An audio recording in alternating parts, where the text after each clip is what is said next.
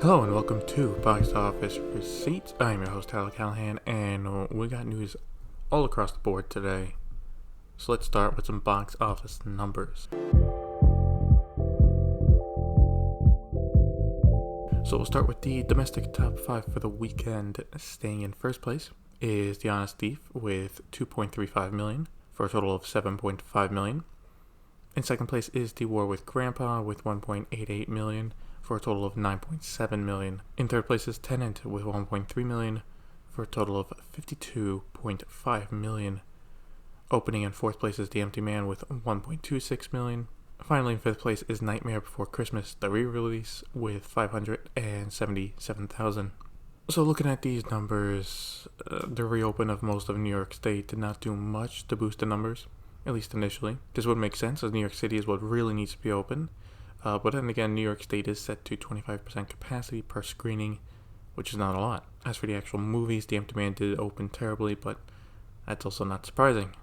Take away the bad reviews, this movie got its first trailer last week. That's right. The marketing for this movie started 1 week ago.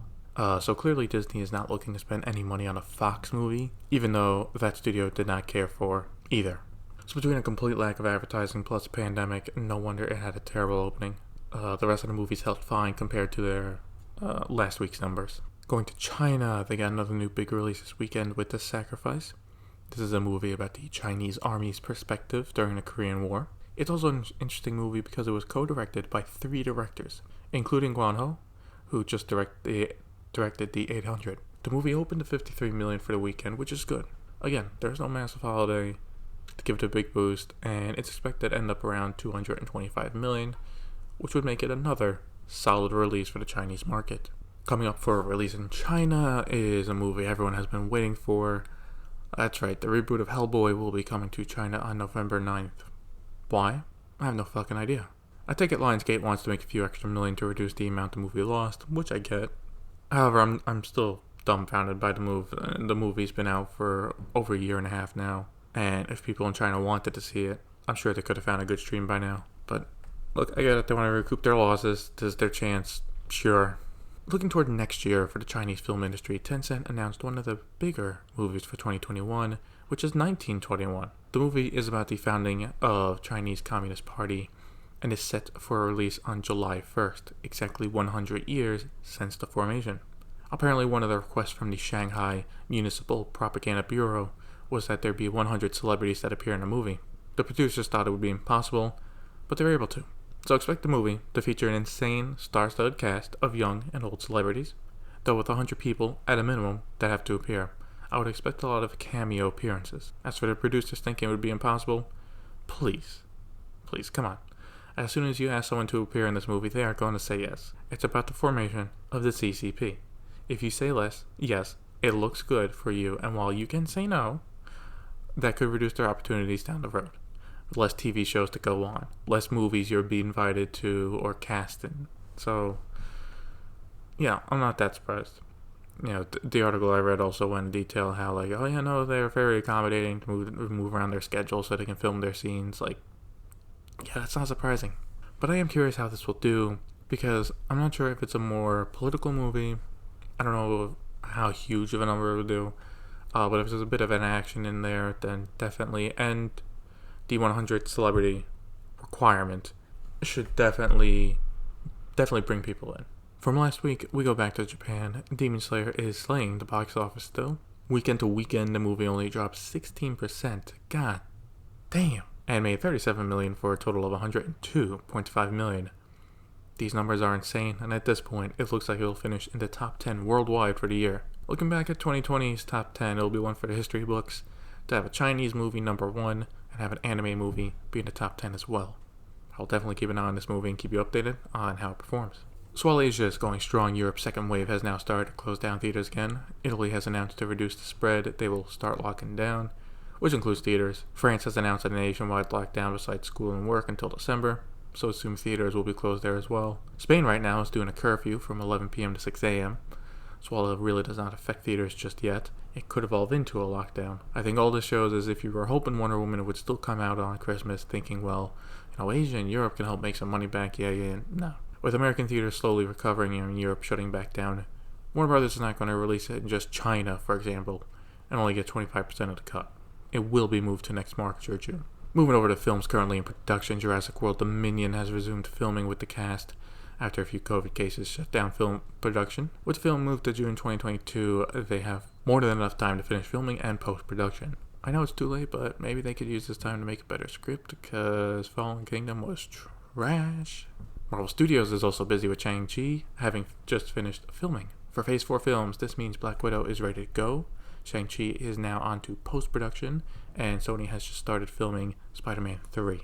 The Meg 2 looks like it'll be happening as they have now gotten a director. Warner Brothers has hired Ben Wheatley to direct the sequel, and Jason Statham will come back to reprise his role.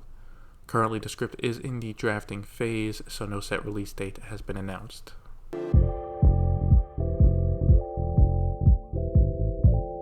It's been a while, but we have a busy VOD premium for this week.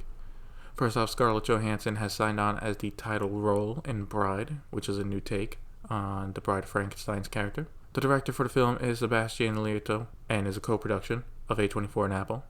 Besides that, details are light, such as if this will get a theatrical release and when it would be coming out. As for the idea of the movie itself, I think it could be good.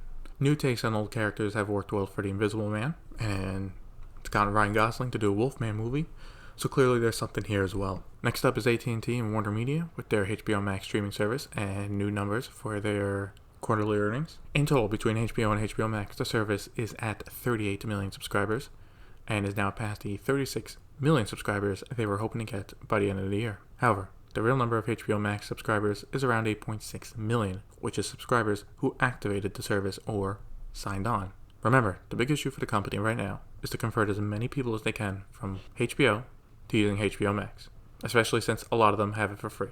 They have it for free, but they haven't used it yet. What I found interesting in the earnings was that Warner Media is on track to launch an ad-supported tier of HBO Max sometime in 2021. Now, I think that's a good idea, depending on the price, but I think they also have to be careful in not devaluing the high-end brand of HBO itself too much. I've also read reports that they are planning for a big movie to drop on Christmas Day for the service, but have not said what it is yet. Looking at the numbers themselves, it's fine, I guess. Look, they have no headline series to get people to sign up. The most people talk about the service is when a show on HBO premieres, like Lovecraft Country, which is good, but no one talks about, oh man, you see that show on HBO Max? They don't. Then there's also the serious fact that right now, HBO Max is still only in the United States. If I lived in Spain, if I lived in South America, I can't use it. If I was running it, I'd seriously focus on converting everyone to the service and get those numbers up for this year, for the rest of the year. The next year, focus on international expansion, and with actual exclusive content, like Zack Snyder's Justice League, let people know the only way you can see it on the service, and get more people to join. So the final story is a bit of a wild one. Over the weekend, the reports came out that streaming services were talking to MGM about buying No Time to Die.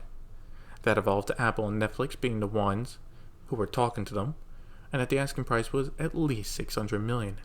Apple offered $300 million for a 1-year exclusivity of the film, but that was turned down. After all of this, the Bond producer stopped doing negotiations and right now is still focused on a theatrical release. I was surprised by the news because I did not think something like this would happen so fast, but it does make sense. Apple, at least, has no big movie for the holidays, while Amazon, Disney, and now HBO Max do. Personally, I do not think Apple would have bought the rights for just No Time to Die anyway. It would be either all the Bond movies for a year, or, like I've predicted, buy out the studio completely. Remember, there was a report the hedge fund behind MGM is looking for a sale of the studio, and the idea was that No Time to Die being delayed can be a good thing because you can use that as an asset. That goes away though if you sell, like, let's say, they sold No Time to Die to Amazon for a year.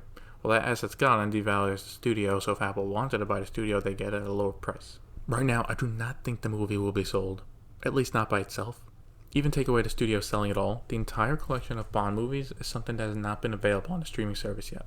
Yes, there have been some offered here and there, but not all of them in one location. I can't just go on Netflix or HBO and watch all the Bond movies start to finish. Yeah, I can watch maybe Casino Royale, I can watch Skyfall, maybe an old classic, but that's it. So my prediction, based on the recent news, since I love to make them, is option 1, MGM gets bought by Apple and includes No Time to Die. Universal will take over domestic release for the movie in theaters and then head to Apple TV+. In the meantime, Apple will have the rest of the Bond movies available for streaming on the service. Option 2, No Time to Die, along with the rest of the Bond movies, will go to a streaming service for a timed exclusivity. If this happens, I expect Apple first, then Amazon. Netflix is done paying high prices for limited exclusivity. They focus on owning all their content now. And I saw in the Deadline article that they were also considering PVOD, but I doubt that as it's too risky.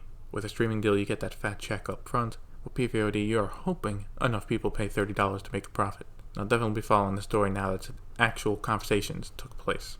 And that'll be it for this week's episode of Box Office Receipts. Question for the week is, how much do you think No Time to Die should go for? Let me know on Facebook. A link to it is in the show notes.